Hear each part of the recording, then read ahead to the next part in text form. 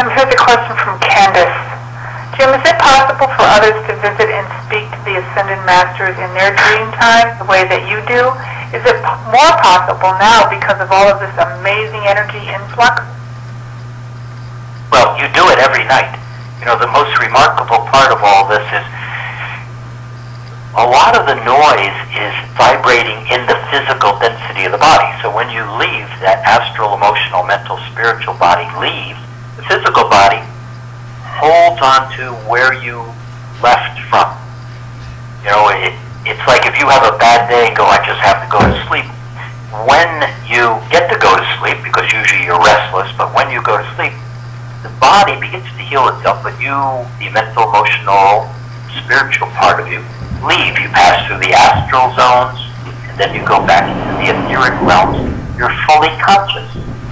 But why you don't remember that, in being as simple as I can, is in that etheric realm, you as a spiritual conscious being, multi-dimensional being, vibrate as if you were a single candle or a single note on a flute. Very precise frequency, very calm, very clear, no interruptions. Candle doesn't flicker, it's just very pure. Then you start to come back down into the body from that state of full consciousness, and you pass through the astral zone. Well, that's like, you know, in an airplane flying at 30,000 feet, very calm, and then you drop into a big rainstorm. And so all that noise in the astral planes, all the thoughts from everybody else are stored in the astral planes. All those emotions from everybody else stored in those astral planes. And all of a sudden, you begin to get, that flame begins to flicker.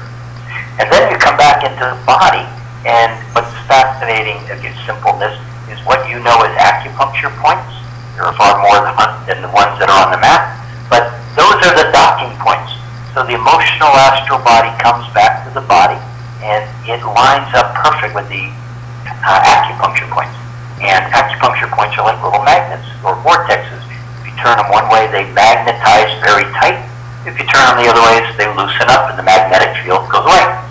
But when the astral, emotional, spiritual body comes back, it comes back into last night where you went to sleep. It kind of wakes up and says, okay, I'm still angry at my boss. And everybody wonders, well, why don't I remember that nice, pure flame where I was fully conscious? Well, first you got all the noise in the astral bodies, and you got all the noise in the emotional, mental body of your day, and then you're still angry at your wife's boss, whatever. And so you don't remember these. But I guarantee you, when you go home every night, you go home and all of your multidimensionality is fully engaged in one space where you are. You are that. And that relationship with the Ascended Masters, the Archangels, the Lords of Light, the Elohim, and all the others.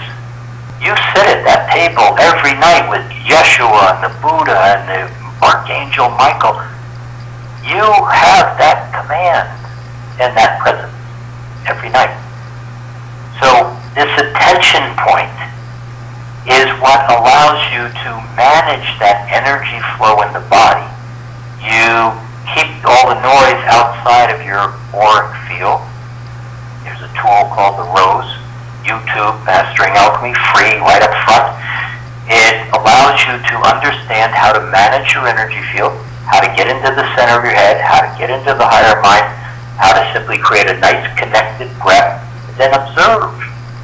It's in that place that if you would get into that place before you go to sleep, and you would choose to try to remember where you were when you went to bed, and you come back into that space rather than the noisy space, you now sat down, meditated, got quiet, happy, you liked yourself, then go to sleep.